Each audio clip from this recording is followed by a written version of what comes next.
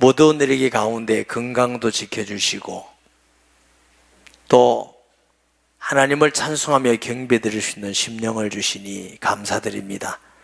주의 말씀과 성령을 통해서 생수의 강의 흐름과 같이 시원하고 기쁘고 만족하는 시간 되기를 원합니다. 한 사람도 그냥 가지 않게 우리의 마음을 어린아이같이 낮고 순전하고 단순하게 하셔서 아멘하며 하나님 말씀대로 힘을 얻는 시간, 은혜와 복을 누리게 하여 주시옵소서. 입술이 둔하고 못난 종을 지켜주셔서 말씀을 전하는 자로 세워사오니 간섭하셔서 하나님 말씀 잘 수종돌 수 있도록 지켜주시며 우리 창조자고 구원자이시며 끝까지 우리와 함께 하실 하나님을 찬송하며 영광 돌립니다. 예수님의 이름으로 기도합니다. 아멘. 역사를 보는 관점이 다양합니다. 크게는 예수님 믿지 않은 사람의 역사관과 예수님 믿는 사람의 역사관이 너무 많이 다르죠. 예수님 믿지 않은 사람의 그 역사관도 크게 두 가지입니다.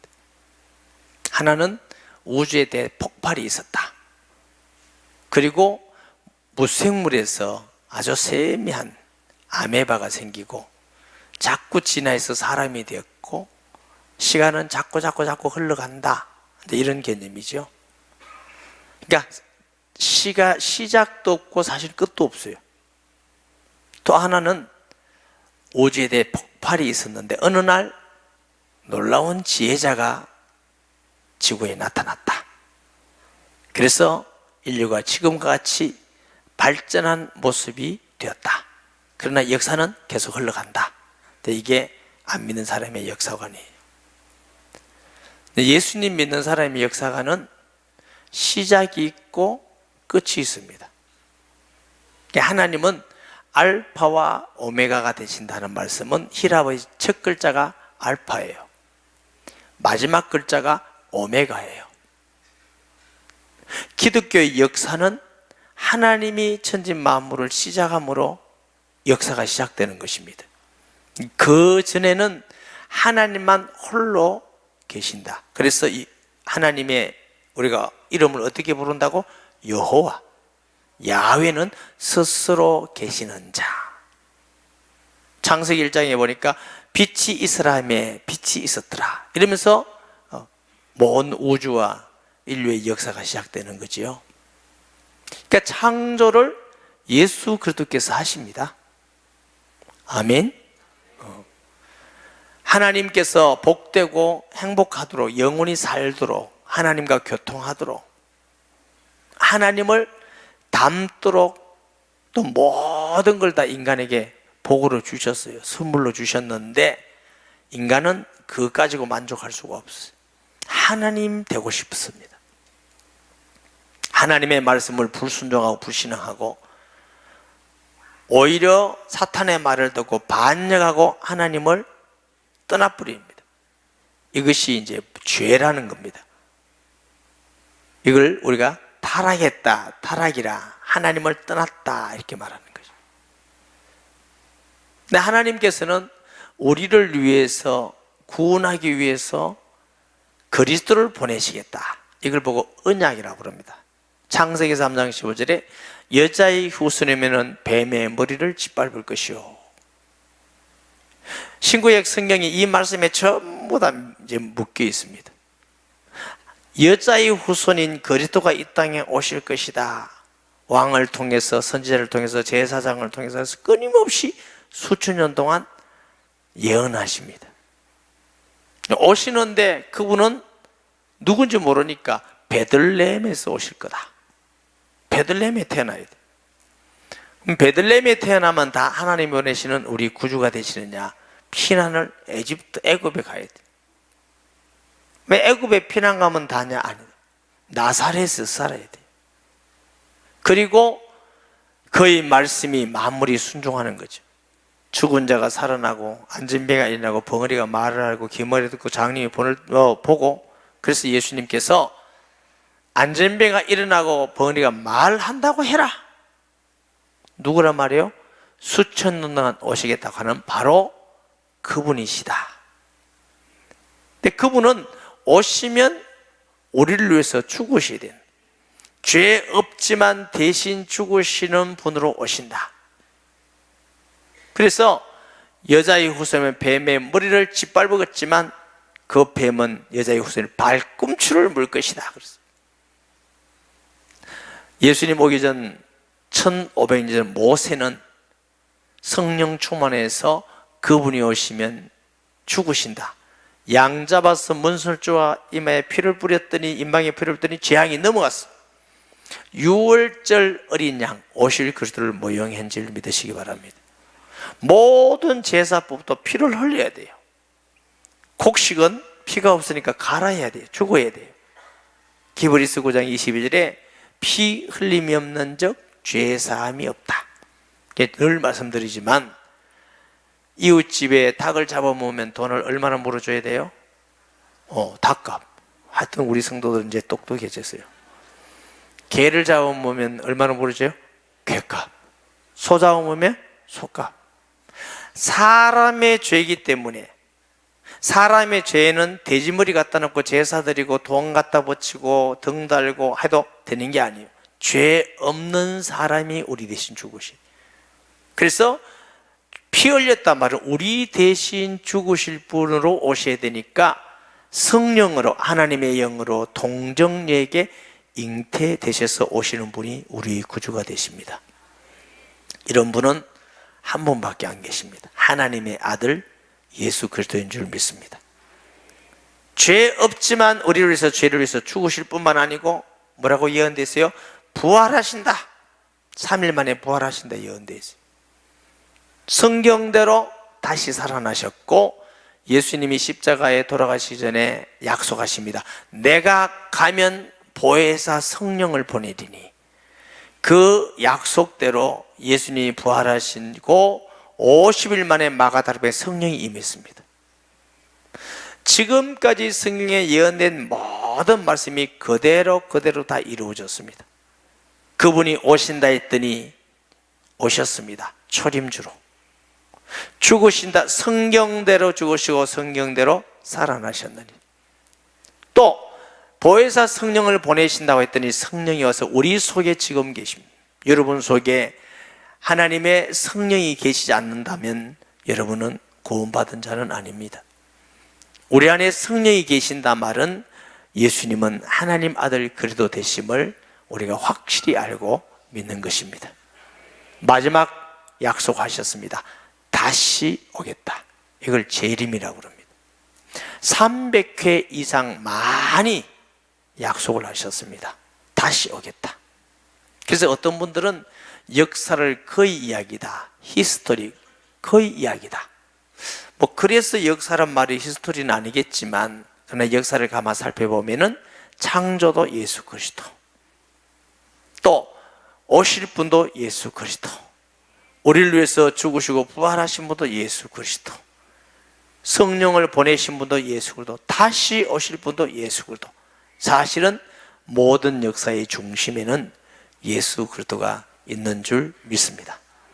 근데 그 예수님이 오시는데 성도들에게 준비하라고 오실 때 일어난 징조들을 말씀해 놨어요.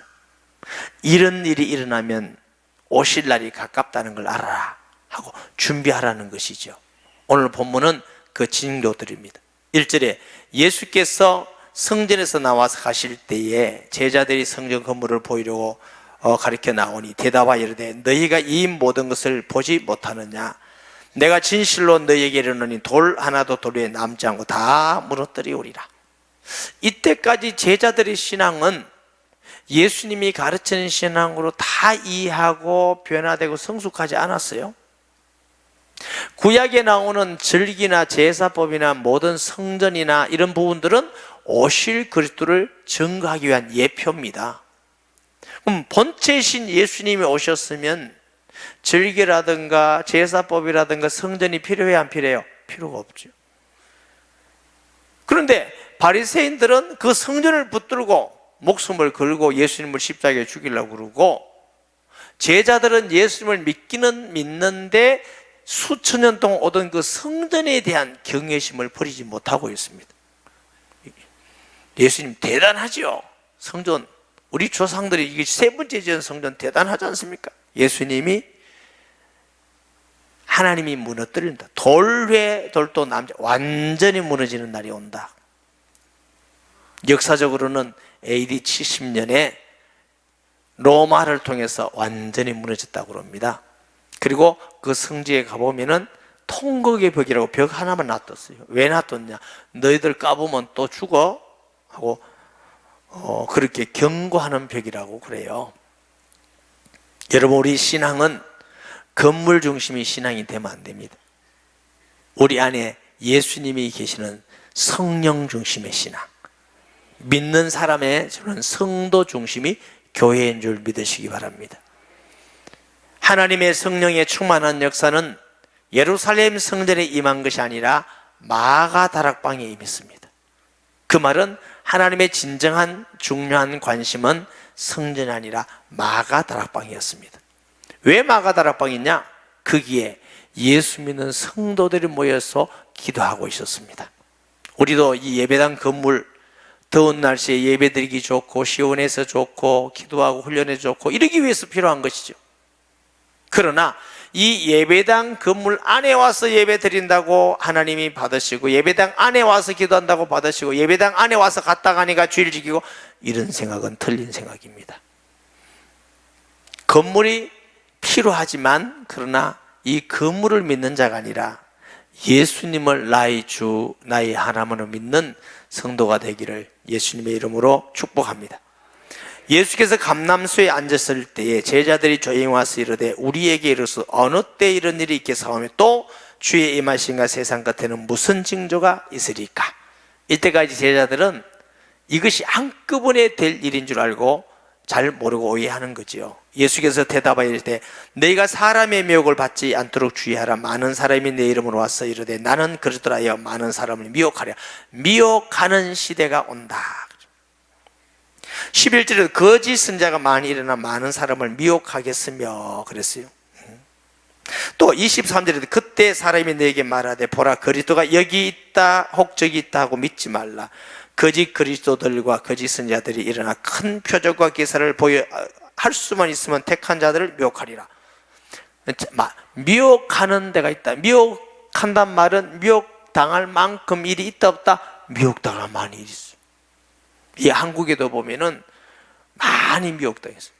하나님의 교회다, 신천지다, 문선명이다, 박태서이다, 자기들이 다 하나님이라고 그리스도라고 그러고, 근데 사람으로 갖고 한국에서 태어났다고 그러고, 그리고 또 죽어버렸어요. 신문 날 일입니다. 하나님이 죽다. 신문 날 일이에요. 얼마나 사람이 미련하고 어리석으면 그래도 또 쫓아갑니다. 따라갑니다.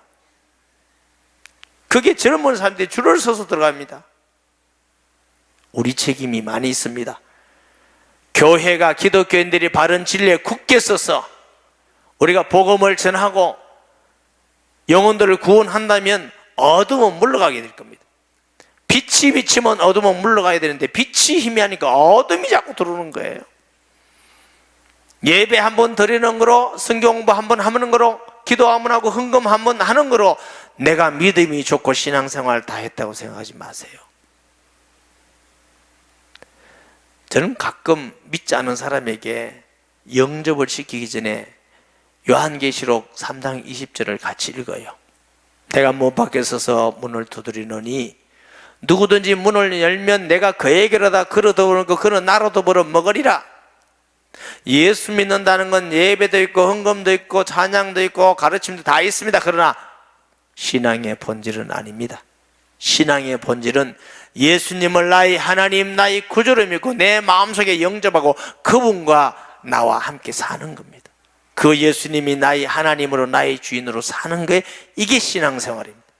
이를 위해서 우리가 하나님께 예배도 드리고 기도도 하고 헌금도 하고 봉사도 하고 선교도 하고 하는 것입니다. 이해를 돕기 위해서 제가 부부 얘기를 합니다. 부부라는 건 남편이 돈을 벌러 간다고 부부가 아니고 아내가 밥 한다고 부부가 아니다. 부부의 본질은 함께 사는 거다. 요즘 더워서 아멘 잃어먹었어요.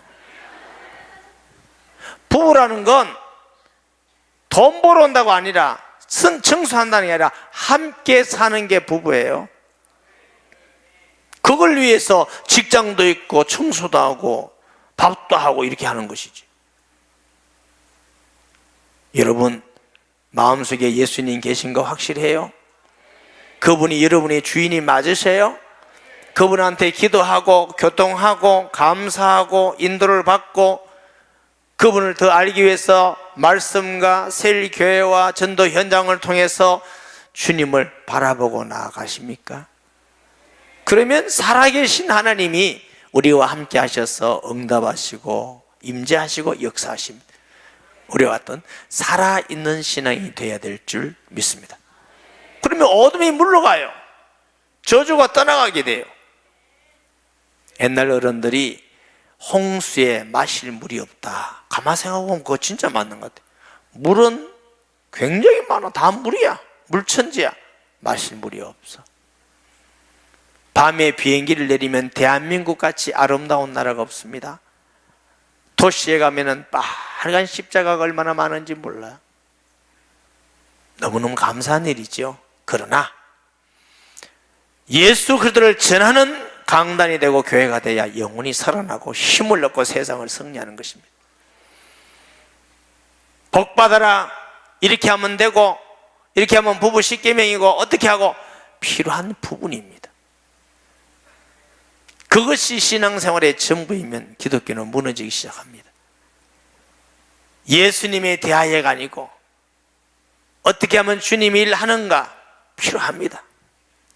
예수님을 증거해야 돼요. 성경은 끊임없이 예수님은 하나님의 아들 그러다고 증거하는 것입니다. 지금도 살아계시고 그 능력과 풍성함과 하나님의 능력 권세가 있음을 증거하는 줄 믿습니다. 그러니까 예수님 자신을 믿어야 돼요. 딴 거 믿지 말고. 그래야 모든 이단과 사이비가 다 물러가게 되는 것입니다. 난리와 난리 소문을 듣겠으나 너희는 삼가 두려워하지 말라. 이런 일이 있어야 돼.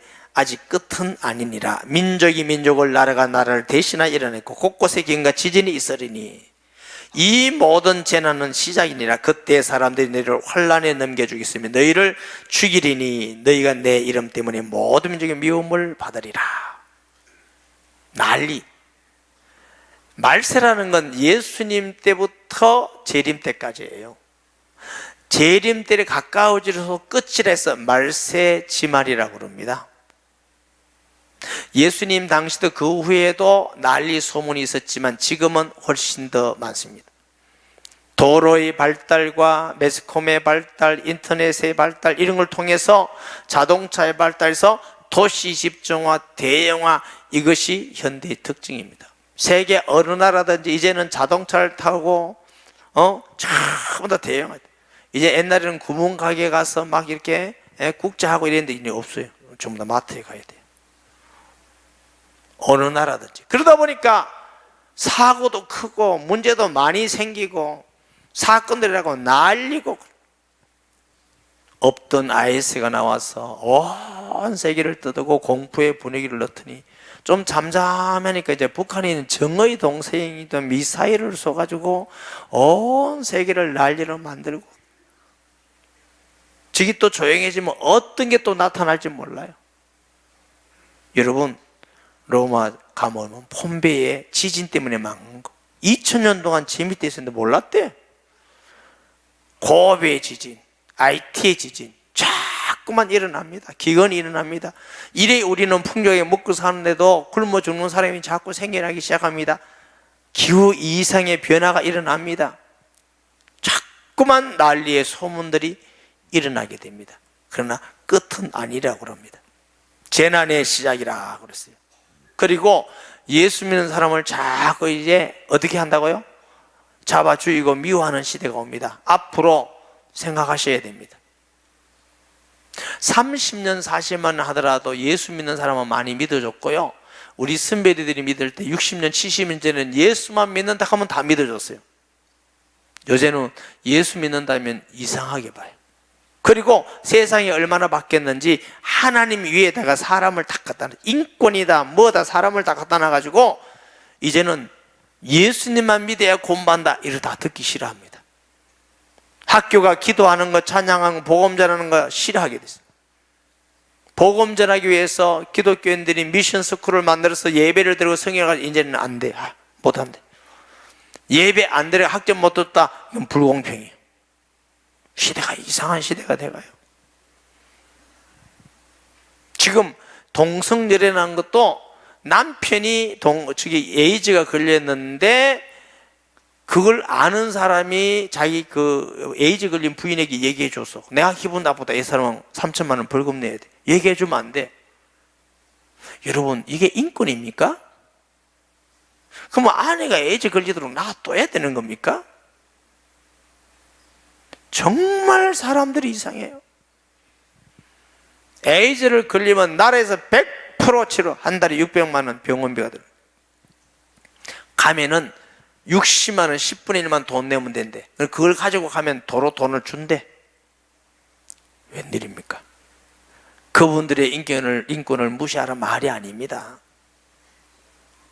그러면 그게 무서운 줄 알고 나라가 막아야 되는 것이지. 그걸 자꾸 방임하고 방조하고 이런 식으로 그걸 하면 되겠습니까? 만약에 제주도에서 에이즈 걸린 사람이 병원에 간다고 서울 간다. 비행기상 무료. 다 무료래. 일할 수 있는 힘이 없다. 집에 다 무료. 병원 무료. 하여튼 에이즈만 걸리면 모든 걸 보장한대. 그리고 어떤 사람 일하기 싫으면 또 에이즈 걸리면 못 잘까 싶다. 나 지금 걱정이다. 지금. 이게 전부 다 국민 세금으로 다 갑니다. 그러면 이건 무서운 병이라고 홍보를 해야 될 거 아닙니까? 홍보하면 안 돼요. 이게 인권이에요. 그 사람 창피하잖아. 그러면 그 사람 창피한 거는 인권이고 그 사람 때문에 다른 사람이 에이즈 걸리는 건 인권이 아닙니까? 근데 생각이 거꾸로 돼 있어요. 거꾸로. 정치하는 사람들이, 행정하는 사람들이. 그리고 앞으로 자꾸만 이상한 시대가 돼간다는 걸 아셔야 돼요. 기존적인 모든 기준이 다 무너집니다. 왜 꼭 예수만 믿어야 된다고 말하느냐? 기분 나쁘다. 그럼 걸리는 거예요. 그러면 예수 안 믿고 딴 거 해도 된다고 합니까? 불신자 입장에 이해를 해요. 예수 안 믿는 사람한테 예수 안 믿으면 구원 못 받고 예수만 믿어야 구원받는다 이러면은 기분 나쁘지. 그래서 기독교가 자꾸 이게 핍박이고 순교를 당했잖아요. 아무리 기분 나빠도 하나님은 한 분밖에 안 계시는 걸로 어쩌랍니까? 하나님이 보내신 구주가 한 분밖에 안 계셔요. 그리스도. 이건 제가 늘 말씀드리는 독선이 아니고 유일한 거라는 거지. 아버지가 한 분밖에 안 계신다. 그걸 독선이라고 그래요? 유일하다고 그러지. 근데 그렇게 생각 안 하는 거죠. 그러면 예수 믿는 사람이 자꾸 이게 미움이 되기는 거죠. 제가 신방을 몇 군데 가보면서 우리 성도들 중에 처음 믿겠다는 집에 가면서 정말 놀랐습니다. 목사님 교회 가도 괜찮대요. 그래. 그러면 교회는 이상한 사람이다 오는 줄 알았습니까? 예 이래요. 와, 사회가 이렇게 변해 있구나. 이해는 됩니다. 처녀가 아들 낳았다 그치. 물고기 2마리 보리떡 6개 또 5천 먹인 거 12가지 남았다고 그러지. 어쨌든 보면 안 좋은 거 자꾸 매스컴이 타지. 저들은 완전히 목사한테 세뇌당해가지고 또 교회 와보니까 또 대머리인데다가 또 그렇게 생겼네. 여러분, 하나님은 영이신 분이고 성경 말씀은 영어로 알고 믿는 거지 이 머리로 이해하는 차원이 아니에요. 그런데 자기 수준과 기준을 가지고 안 맞으면 비판하고 욕하고. 여러분 잘 아셔야 돼요. 예수님을 하나님 아들로 믿고 성경을 믿는 것은 머리에는 이해가 아니고 하나님의 성령을 통해서만 믿고 깨달아지는 거예요. 성령에 감동받은 사람들이 기록했고 예수의 영이 아니면 누구든지 예수를 그렇다 시인할 수가 없는 것이고, 우리가 분명한 믿음의 확신을 가지고 증거가 있어야 이분들에게 증거할 수 있습니다. 희미하게 믿으려고 생각하지 마세요. 앞으로 그러면 다 넘어집니다. 거짓 선지자가 많이 일어난다. 그렇지만 복음이 모든 민족에 증거돼야 그때 끝이 오리라고 그랬어요.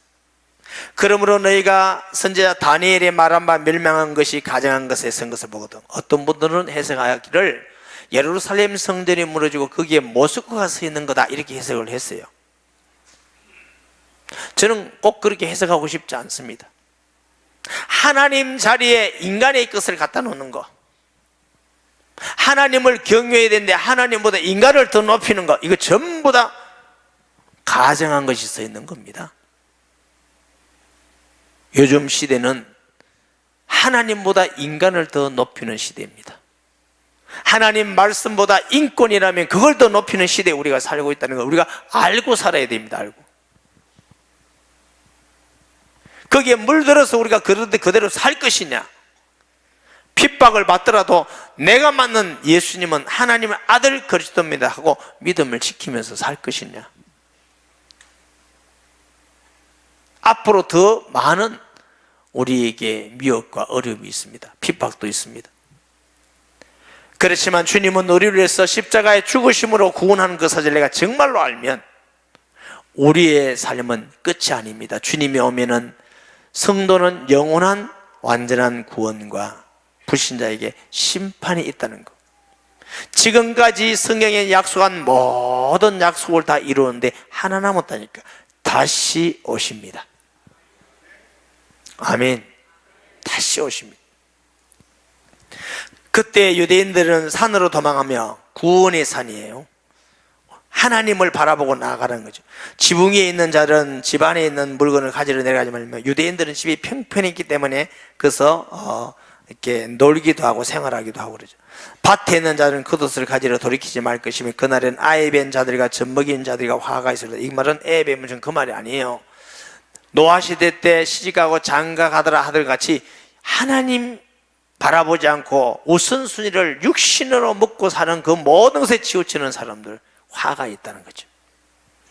너희가 도망하는 일에 겨울이나 안식이 되지 않도록 대환란이 있기 때문에 너무너무 고통스럽고 어려운데 겨울 될 때 전쟁이 일어나면 고통이 있듯이 더 고통스럽지 않은 거예요. 창세로부터 이런 환란이, 대환란이 있을 거다. 징조가 보여요. 따라하십시다. 요즘 보니까 심상찮다. 전 세계도 미쳐서 날때 심상찮아. 기준도 다 무너져요.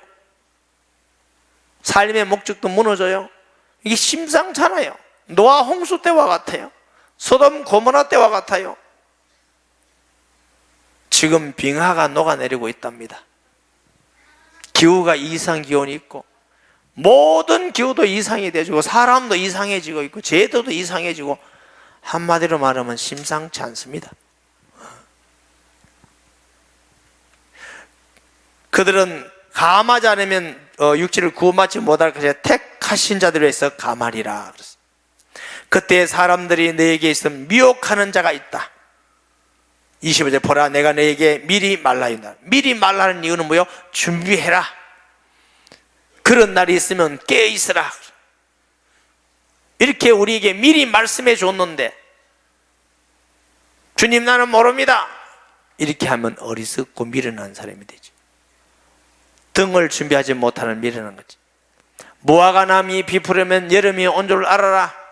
이런 징조들이 보면은 주의 재림이 곧 가까이 온 줄 알아라고 말하는 것입니다. 우리는 이때일수록 하나님의 말씀을 더 배우고 기도하고 전도하고 천국을 향하여 준비하는 자가 되어야 될 것입니다. 회사에서도 우리가 복음 믿고 잘함으로 핍박받는 것은 괜찮지만 너희는 세상의 소금이라는데 우리가 잘못함으로 이기주의가 되고 악함을 통해서 핍박받는 자는 되지 않아야 되는 것입니다.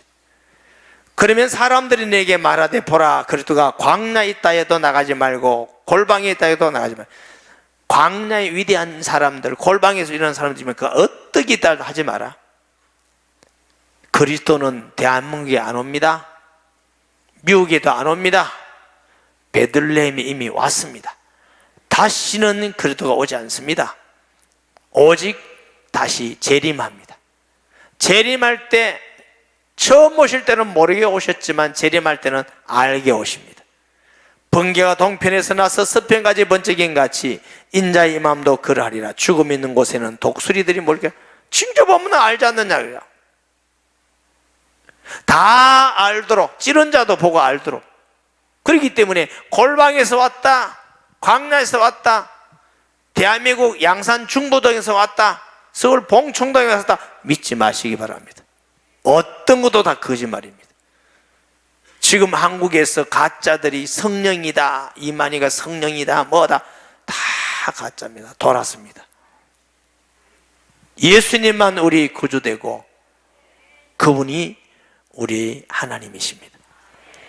우리가 깨어서 징조를 보면서 기도하고 성경 배우고 주님을 다 알고 교제하고 이럴수록 신랑 오실 주님의 신부로서 준비하는 지혜로운 성도 되기를 예수님의 이름으로 축복합니다. 말씀 기억하면서 통성 기도하겠습니다. 하나님 아버지 은혜와 사랑을 감사합니다. 시대를 바라볼 때 심상치 아니합니다. 난리와 소문이 있고 거짓 그리스도인들이 판을 치고 있으며 가정한 것이 거룩한 구에 서서 이제 하나님이 없고 사람이 하나님 자리에 앉아서 모든 것을 주관하며 인권이라는 말로 소수의 인권이라는 말로 다수의 인권을 유린해도 아무 대답도 없고 대책도 없는 이 시대에 우리가 살아가고 있습니다. 하나님 아버지 깨어서 기도하며 더 주님을 알고 바라보게 하시고 지혜를 주셔서 준비하게 하시고 끝까지 믿음으로 승리하며 복음 전하는 교회와 성도가 되게 하여 주옵소서. 예배 한번 드리는 거로 기도 한번 하고 헌금하는 걸로 내 하나님의 자녀의 사명을 다했다고 생각하지 않게 하시고 주님과 동행하게 하여 주시옵소서. 예수님의 이름으로 기도합니다. 아멘.